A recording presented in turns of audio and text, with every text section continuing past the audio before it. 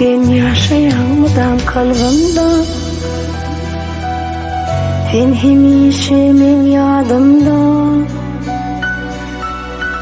Seni unutmak mümkün değil, hiç unutmayı istemedim men. Madam saklap seni yürekte,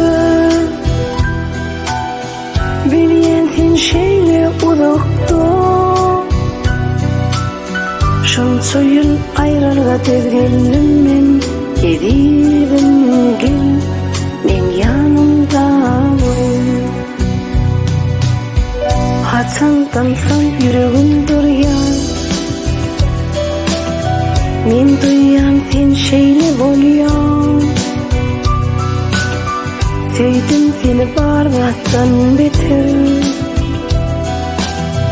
men ömrümden sen deyip ötür. Seni unutmaya gücüm yok, unutmamı düşünmedim men. Hükman bir gün dolanırsın sen, yarım gel, men yanımda ol. Madam saklap seni yürekte, bilyen sen şeyle uzakta.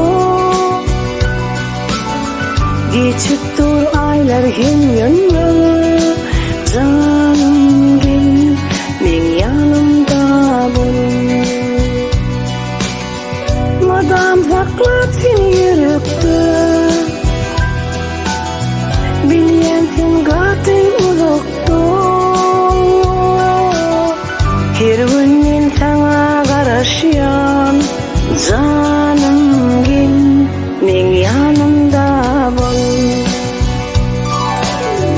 Men birden ömürlük gözümü yumsam, razı bolgun canım menin. Sevgim gider ömürlük baka, canım son dolansın git. Madam saklap seni yürekte,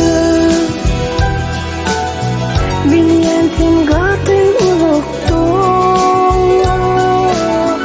Her gün men sana karşıyan, canım